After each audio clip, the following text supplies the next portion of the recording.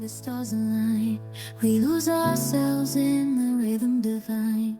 Underneath Welcome to As Above, So Within, Conversations Under the Stars. I'm Jody. And I'm Mari, and we're here to help you align with the rhythms of the cosmos while staying rooted in your everyday life.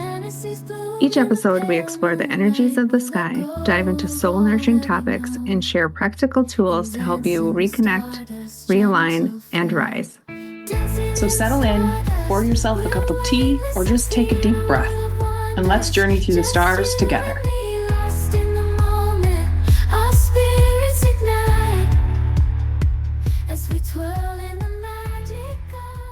Welcome to the very first episode of As Above, So Within, Conversations Under the Stars. I am Mari.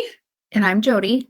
And we are going to jump in with a little bit of introductions and give you all a glimpse into who we are, what brought us to astrology, and kind of what we want to do with this podcast. Jody, do you want to start us off with what first pulled you towards astrology? Oh gosh, so many things. I've always been interested in horoscopes. I just didn't know how in-depth astrology went. Once I started digging more into it, I love figuring out how to work with people. I think being in a business where I worked with a lot of people, you're always trying to figure out how to work with everybody's different personalities. And here's the way I think I want to do it versus what I think is going to work best to support somebody else in the way that works for them. And astrology is a great tool to use for that. It's a snapshot of the sky on the day we were born, and it gives us lots of insight, our blueprint to life, and also a roadmap as we move forward. So that's kind of what got me started. Of course, all the personality traits, like, oh, are you a Gemini? Are you a Sagittarius? Oh, are you, all the negative things you hear about each sign. Yes, the sort of generic sun sign astrology that most people are familiar with, but it really just kind of touches the surface. And yeah, like you said, there's these stereotypes that we hear. Yes. For sure. And then knowing that once you dig deeper into astrology and, you have this entire chart, which actually we all have all 12 signs in our birth chart. So we all have those 12 zodiac flavors somewhere in our chart. And just using that knowledge to help understand each other. I mean, that's a very Gemini thing of me, I know. Getting interested in all aspects, just curiosity in general. Yeah. Absolutely. Yes. And then I found it so empowering to understand myself and then also understand my family, my friends. And I mean, it's a great tool. So I have an essential oil business that I've been in for, 13 years now. And I thought it would be fun to pull astrology into that business also because essential oils can be great support for all the energies in astrology. So that's where it all began. And here I am. I love that. I love the essential oil part of it woven in because these things really do, when you dig deeper, it all connects. Each sign has its evolved states in its more debilitated areas, and we all need help to balance ourselves out in certain areas, depending on where our planets are placed and the energies in our lives. And essential oils can be a really great addition when you have this knowledge. That's the great thing about exploring your chart and learning more about yourself is it's just another tool that we can help ourselves through. Exactly. So, yeah, for me, what first brought me to astrology, I mean, much like you, early on, I had no idea the intricacy and the depth to which astrology went with your own personal chart. I knew about sun sign astrology like most people do.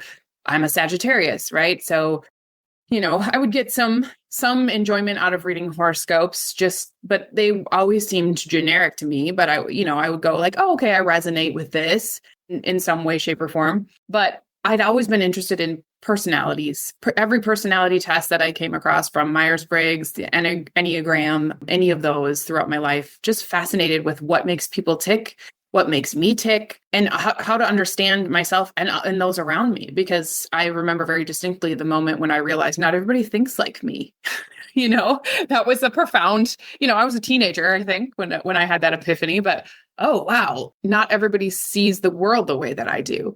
And that kind of sent me down that, psychological rabbit hole of personalities and what makes us all tick. It wasn't until, trying to think when it was the first time I realized that astrology is far, far more than your sun sign. But ever since then, it's just drawn me in and been this topic of fascination for me. And it has been an incredible tool in my life. It's been life altering, truly, which is why I want to give this gift to everybody I know and everybody I don't know. I want everybody to know about astrology and the incredible tool that their natal chart is, their natal birth chart is, to help them evolve and grow. And it's centering, it gives purpose, it gives a why behind so many things, which is something that I really crave with a Virgo South node. I've been craving a why my whole life. I was raised very conservative Christian and had a lot of questions, a lot of whys, right? Why is it this way? Why is this way? And there weren't a lot of answers for me. It was a lot of just because it's very much of that feeling of like, because I said so, a parent saying, well, that's because that's what the Bible says. And, kind of was dismissed. As I've moved more out of religion and into spirituality, I have really been able to color in so much more of my world and really get down to some of the whys behind things. That's what brought me to astrology. Awesome. We decided to come together and do this podcast together because we both love astrology. And when I found out Mari was also studying astrology, I reached out to her because I thought, let's collaborate somehow. And then he actually came up with a great idea for us to have this podcast. So we're excited to get started. Yeah, so much so. We both love to learn and we both love to educate. So I think that's a huge part of why we're so excited about this is learning from one another along this journey, but also having a platform where people can get free information on something that has changed both of our lives and has become really important for us and that we see as such a vital tool for life. Yeah. Very excited to be here. Hope all of you, any of you listening, are curious and open to learning. Any and every level of knowledge that you have around astrology is welcome. We're going to go over the very basics, so if you just know your sun sign, that's fine. We'll start from the beginning and end up in some more complex topics as we go for those who are at a deeper level of learning in astrology. So all are welcome. And we'll make it easy to understand because both of us agree when we started diving deeper into astrology, it was like learning a foreign language. So much so. Well, it truly is. Like we're going to be using all these crazy words. Yes. The vernacular, the lingo, the symbolism, there's a lot of symbols and it really is its own language. And it is wildly confusing when you first get into it.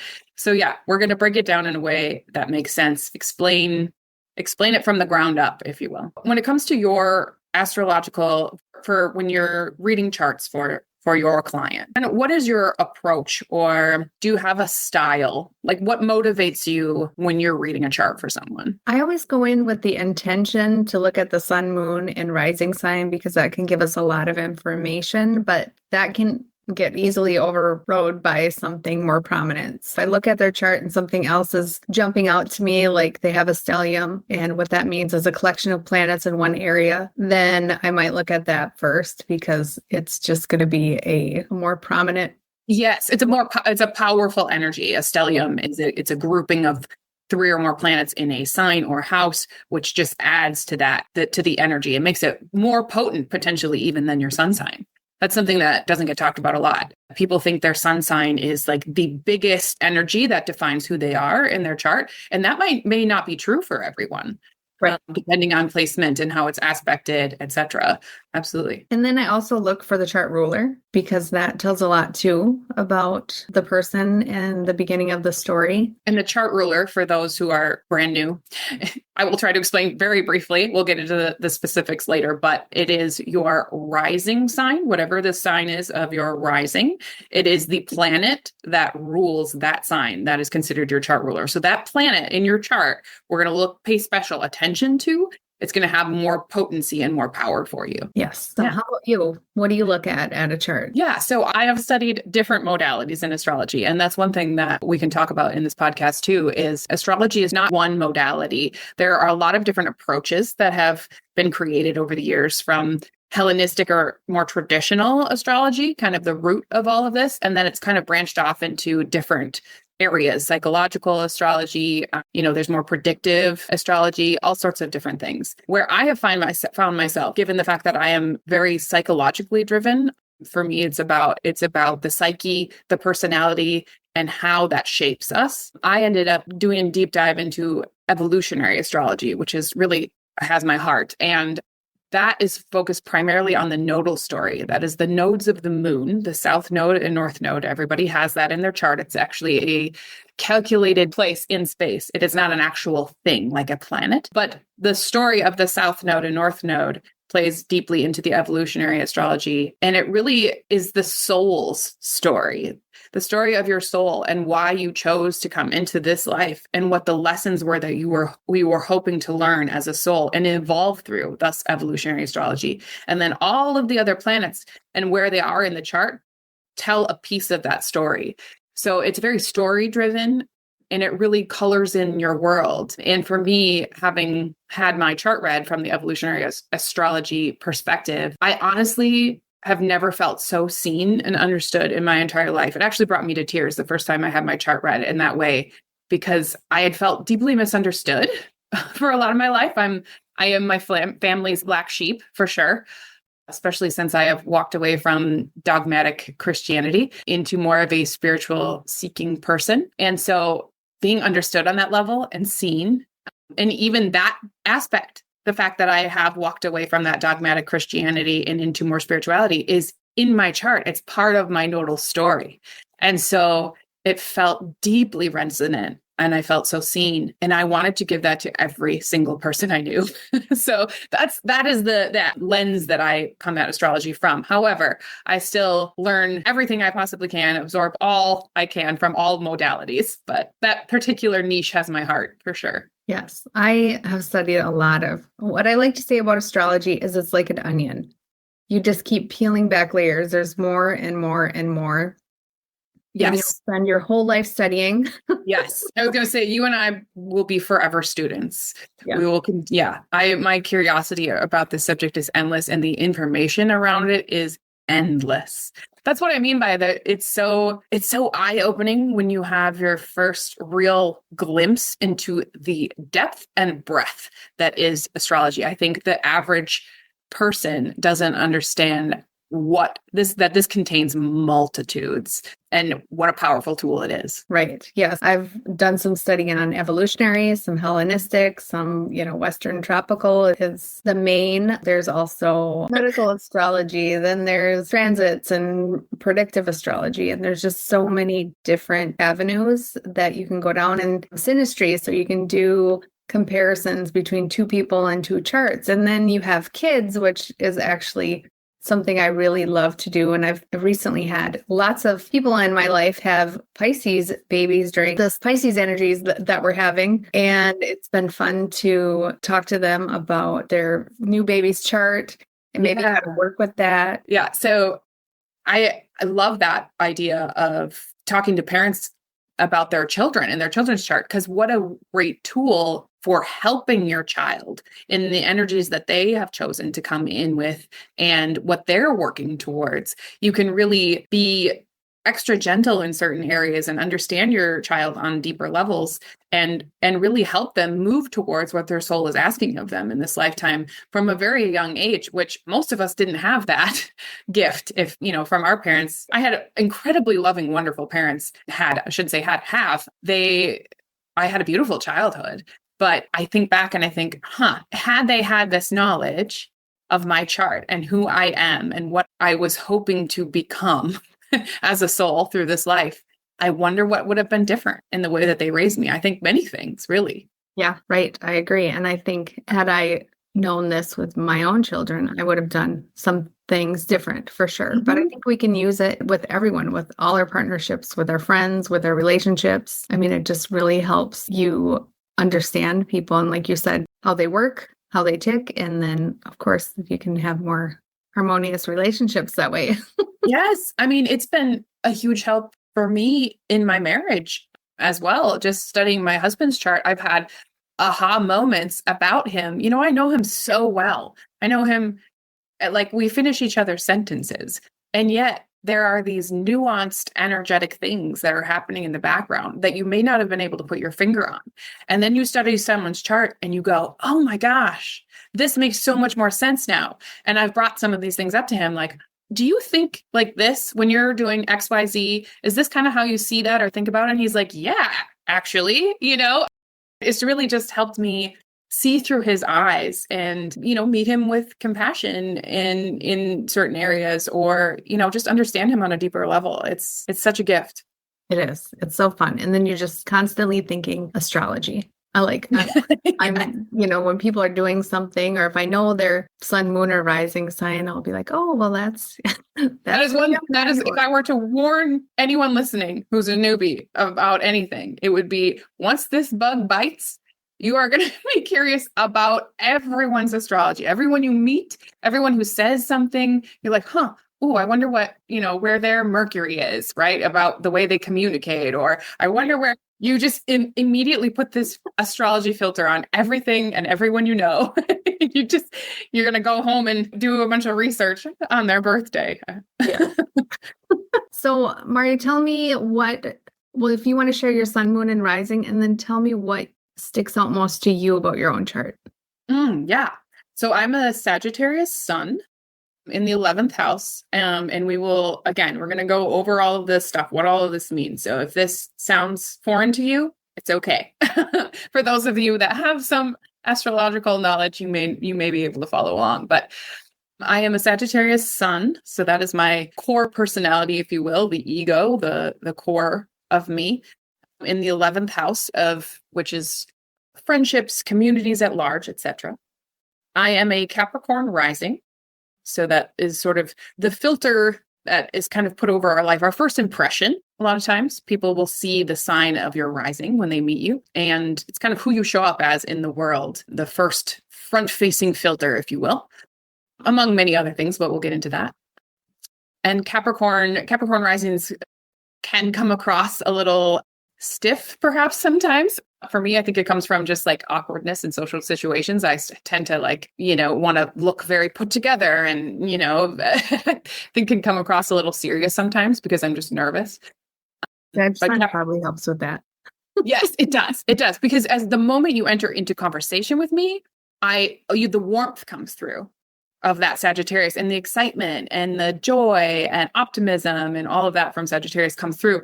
I have a little bit of a resting bee face, if you know what I mean. I think that's the Capricorn. It is like, until you talk to me, I have this just like nervousness, and it comes off cross, I think, as kind of somewhat a stern demeanor, which I didn't know until someone told me. And then when I found out about astrology, learned about my rising sign, again, another puzzle piece just slid into place. And it made so much more sense to me because I know who I am on the inside, and I'm not that way at all. And so I was shocked when someone said, oh, I wasn't really sure what to think about you when I first met you, but then I started to talk to you and I love you. Like, oh, okay, interesting. So that's my rising sign. And then I am a Taurus moon, which means I am moon being the emotional state, the inner world. And my Taurus moon is in the 4th house of home. So I love my creature comforts. I am very much feel security and comfort at home amongst my things. I love my interior design, making my home beautiful. And I love curling up with a good book and a cup of coffee. And that brings me deep emotional security and comfort. That's kind of that Taurus flavor there. What about you? Well, I am a Gemini sun in the 11th house. There's a theme here. Mm-hmm. And also, for those who don't know, Sagittarius and Gemini are exactly opposite each other on the zodiacal wheel and contain a lot of similarities, but also balance each other well. So my relationship with Jody makes a ton of sense. Yes, for sure. And I think Sages are so much fun. Oh, hey, thanks. So I'm a Leo rising, and I have a Pisces moon in the 8th house. Tell us a little bit about how that plays out for you. Well, I would call it very empathetic. Mm-hmm. Pisces moon is very sensitive. It's a water element. We really pick up on everyone's feelings and emotions. Mm-hmm. Pisces is always also very creative. There's lots of good traits in there. I think it's most known for its sensitivity, I would say. Yeah, definitely. Intuition. Beautiful. Well, I guess before we wrap up, should we tell everyone? We kind of already have, but the purpose for our podcast. Yeah, for me, again, it's around education. And really, we are here to encourage and uplift ultimately, because both Jody and I believe that we are in co-creation with our chart. And by that, we mean you are not fated to your chart and its energies, or when transits come along, and those are when the planets are moving and making aspects with your birth chart. There's not a specific fate that comes along with that. You still have autonomy and authority over your life. This is a tool to help. It's an awareness piece around certain energies so that you can work with it for your highest and best ultimately. And so we really want to focus on in this podcast, stepping away from, because one of the things that I have noticed with certain astrologers is this kind of leaning into fear, or really kind of scaring people like, oh, watch out, especially like what pops into my mind first is like Mercury retrograde, Mercury's retrograde, everybody panic, and that isn't what it is about. And, oh, Pluto is aspecting this, like better be afraid, right? And we really want to change that narrative. And because that isn't really what astrology is about. And you have so much autonomy and power to create along with these energies and use them for the absolute best in your life. Yeah. Do you have anything to add to that, Jody? I would agree. I think we always have free will choice, and we're really here to just help illuminate things and teach people about astrology. And you're right, not to be afraid of it, because none of it is meant to be anything scary. It's just about bringing awareness and helping you understand yourself and empowering you to live your best life. Yeah, I think that is a great place to wrap up. That is our intent here, is to empower you to live your best life. This incredible tool that is astrology. Yes. So, yeah, we hope that you are excited to take this journey with us, learn along with us. We will soon be putting up all of the information about how you can connect with us. If you want to email us with any questions about astrology, we would absolutely love to address those. Any topics you're curious about that we can do an episode on, we are open to all suggestions. Yes. Thank you for joining us, and we'll see you next time.